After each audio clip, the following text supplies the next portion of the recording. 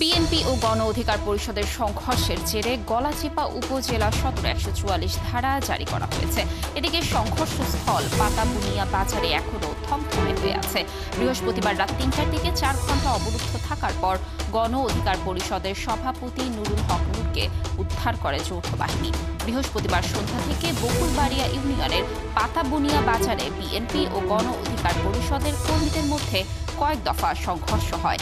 এ সময় ভাঙচুর করা হয় বিএনপি অফিস। এক পর্যায়ে দলের সভাপতি নূর সহ গণ অধিকারের সব নেতাকর্মীদের ঘেরাও করে রাখে বিএনপি কর্মীরা।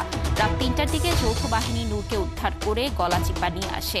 এদিকে এই ঘটনার প্রতিবাদে বিএনপি ও গণ অধিকার পরিষদ গলাচিপা পৌর এলাকায় প্রায় একই সময় বিক্ষোভ মিছিলের ঘোষণা দিলে ১৪৪ ধারা জারি করে এবং মাইকিং করে উপজেলা প্রশাসন। পুলিশ সবাই